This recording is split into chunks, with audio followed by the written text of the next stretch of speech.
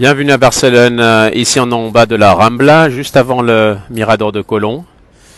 Quand vous descendez la Rambla, qu'on ne présente pas cette emblématique avenue de Barcelone qui rejoint le centre au bord de mer, vous avez sur la gauche le siège du département de la culture de la Generalitat de Catalunya. Ça veut dire c'est l'autonomie de Catalogne en Espagne. Il faut dire que l'Espagne est un pays qui est très décentralisé et qui repose sur 17 autonomies qui ont énormément de pouvoir, qui ont d'ailleurs plus de pouvoir que l'État central, que le gouvernement central à Madrid. Ça veut dire elles ont leur police, leur système de santé, leur propre système de santé et leur système éducatif, ce qui pose d'ailleurs problème dans le cas de la Catalogne où l'histoire est falsifiée et les livres scolaires ne représentent pas du tout la réalité.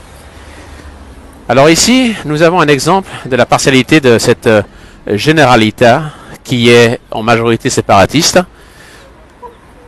En haut de la Generalitat, nous avons la Senyera, la Senyera, qui est le drapeau officiel de la Catalogne depuis 1979. On voit tout au fond d'ailleurs le Mirador de Colón.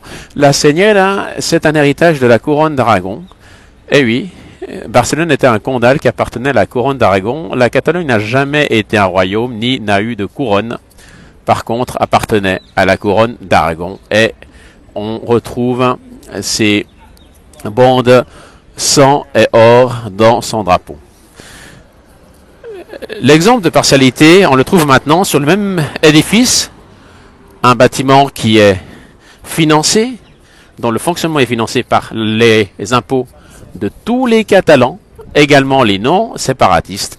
Et on voit ces lacets jaunes, qu'on appelle en espagnol los lazos amarillos, les lacets jaunes, et qui sont un signe de solidarité avec ce que les séparatistes appellent les prisonniers politiques et ce que le monde libre ou le monde démocratique ou l'Europe ou en Suisse appelle des prisonniers de droit commun. Ça veut dire des gens qui ont effectué des malversations et qui ont commis le crime le plus grave qu'on puisse commettre contre l'État, ça veut dire le coup d'État. En septembre, les 6 et 7 septembre 2017. Alors, sur cet édifice, sur le siège de la culture, financé encore une fois par tous les Catalans espagnols de l'autonomie, il y a la Senyera, mais il y a aussi des signes distinctifs qui sont une offense, une humiliation pour la majorité sociale catalane qui a subi et souffert le coup d'État de 2017 et qui souffre aujourd'hui encore l'opération de harcèlement de rue et médiatique qui s'appelle Tsunami démocratique, qui est d'ailleurs géré depuis Waterloo en Belgique, depuis l'Allemagne et depuis Genève en Suisse.